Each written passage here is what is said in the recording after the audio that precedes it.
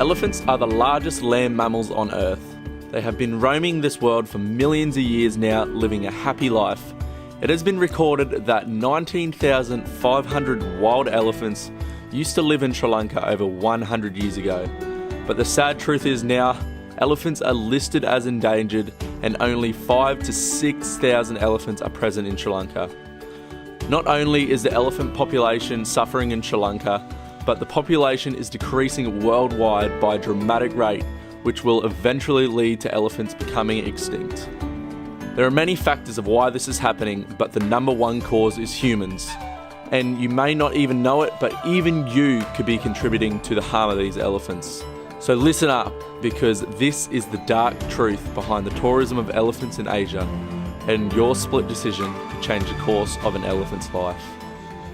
Okay, so before I go any further, I'd just like to point out that these are all my own opinions. I'm basing this from the facts and experiences I've had in person, so keep your criticism to yourself and just look at this with an open heart. For years now, tourism throughout Asia has grown tremendously, and locals are constantly finding new ways to profit from these tourists. But one of the worst acts of tourism that is held in Sri Lanka and several other parts of Asia is elephant tourism. Elephants are smart animals and they are a lot like humans. They socialise, have families and friends, feel pain, sorrow and happiness. But something you may not know is that these elephants are constantly being tortured through the course of their lives and used as slaves just for our entertainment. To some people, it may seem like a fun idea to travel to Asia and participate in an activity with an elephant. Whether it's riding an elephant, giving it a wash down, or seeing an elephant perform in a show, these are all contributing to the abuse of elephants. Elephants are huge, wild, unpredictable animals, and naturally, an elephant should not be afraid of humans. But to get to the stage where an elephant is under a human's command and is willing to let people ride them or behave in any manner that is unnatural, it must first have its spirits broken. This process is called elephant crushing, meaning they crush the spirits of elephants to over time make them soulless and under the human's command. So essentially, they're being brainwashed. To achieve this, baby elephants are taken away from their mothers and kept in isolation for days and weeks at a time. They are tied down, starved and beaten till their will to live is crushed. Then it is at this point where the elephant is ready for the tourism industry. The story takes place in Pinawala Elephant Orphanage in Sri Lanka. My friend Tal and I went to these places to collect footage and expose the real truth behind elephant tourism. So please pay close attention to how these elephants are being treated and always look back on this next time you're thinking about visiting an elephant. Our morning started waiting for the elephants to be brought out of the Pinawala Elephant Orphanage, where there was a large group of tourists crowding around. After spending over 1 month in Sri Lanka, this is by far the most tourists I've seen gathered in one area, so I was very surprised and sad to see how much this experience was promoted. We then noticed a mahout riding an elephant, leading a herd of other elephants across the road and heading towards the river. So a mahout's job usually starts at a young age, and they often stay with the elephant for the majority, if not their whole life. To see the elephants bathing in the river, you needed to pay entry into the elephant orphanage to access this, but because we were staying at a hotel nearby, this experience was included. I've never seen many tourist shops throughout Sri Lanka, but the path leading down to the river was back to back with tourist shops, so obviously they're targeting hard towards tourists here. We then arrived to the river where around 55 elephants hung out, and instantly I felt super uncomfortable. You could obviously see in the elephants' eyes they did not want to be there, and the only reason they are there is for the crowd's entertainment. Several of these elephants have chains around their neck and legs, and what a lot of people might not see is they're even chained up in the water.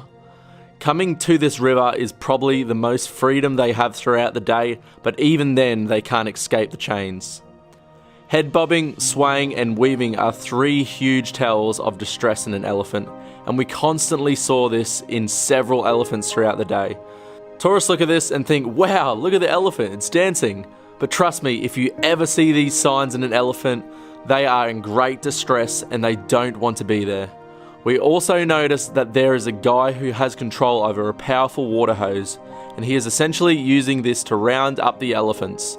If an elephant walked outside of a certain barrier, this worker would blast the elephant with the water, directing it back. Then the mahouts would force elephants to lay down in the water by jabbing them in certain pressure points using their stick, which is called an ankus. We even had the chance to chat to a mahout earlier on the day, and he said he would accept money, aka a bribe, to get up close and personal and touch these elephants, which is definitely illegal to do because there was a sign saying that this was not allowed. But I understand why these mahouts are trying to get extra cash, because they only get paid $120 a month, which is just extremely low. And because they're being paid so little, they don't respect their job, meaning they're not giving the elephants the respect they deserve. After seeing these elephants in the river, we then made our way to the Pinawala Elephant Orphanage where all these elephants are kept. The entry price seemed pretty ridiculous for charging tourists 3,000 rupees to enter, which is around $16 US. This may not seem like a lot for foreigners, but compared to other experiences I've had throughout Sri Lanka, this is expensive. Obviously, this money is not being spread equally, seeming the mahouts are only being paid $120 a month. The first thing Tal and I noticed walking into this so-called orphanage is that it felt so much like a zoo.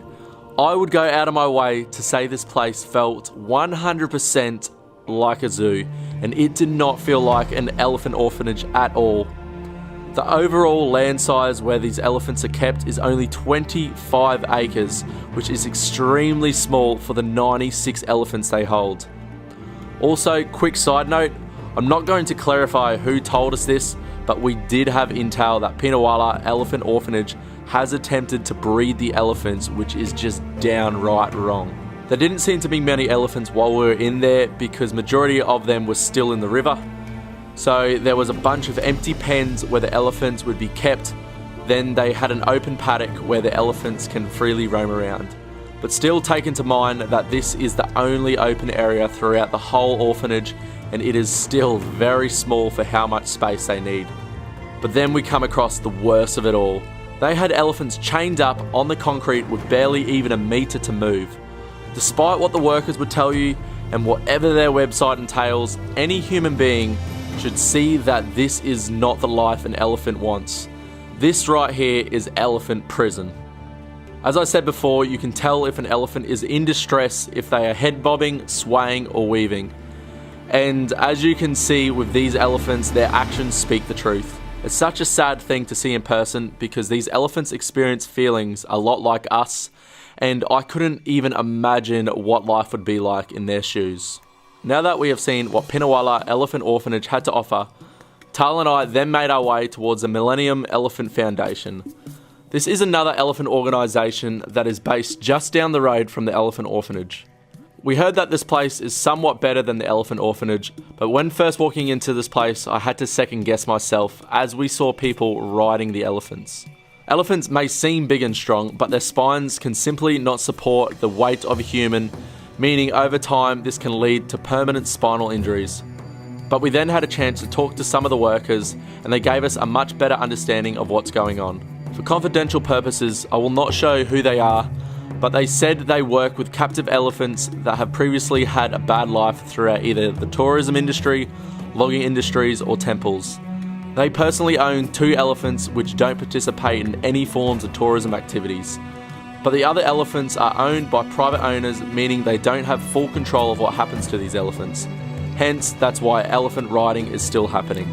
They said they want to stop the elephant riding, so over time they have shortened the distance of the ride and are now pushing people towards the elephant walk experience. This walk experience gives you much more time to hang around the elephant, and you'll learn facts about it along the way. So in a way, the elephant at Millennium Elephant Foundation are treated a bit better than the Pinawala Elephant Orphanage, but overall, both of these places are supporting the harm of elephants in some way or manner. Now, I'm not here to tell you what you can and cannot do, but all I can say is look at these facts and always remember that any form of interaction with an elephant, whether it be riding, washing, or touching, should not be possible unless these elephants have previously been through the crushing method. If you truly love elephants, then you should give them the respect they deserve. Ultimately, it's the tourist dollar that decides whether these businesses should stay or go. So what decision are you going to make?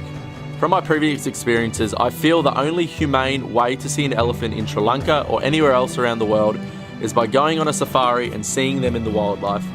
This may cost a little bit more, but doing so creates a better future for the elephants, and it's overall a better experience. The elephants that I saw throughout Yala and Kadula National Park are living a much happier life, and there was no sign of these elephants bobbing, swaying, or weaving in distress. This is how elephants should truly live instead of being held captive in these so-called orphanages. I'm aware this is a very controversial topic throughout Asia, as many Asian elephants are treated this way, and currently posting this video, I won't be surprised if I piss a lot of people off. But with that said, this is the sad truth, and all I can say is please show your respect to these beautiful elephants, spread the word to friends and family, because if elephant tourism continues to happen in the future, there may not be a future for the elephants themselves.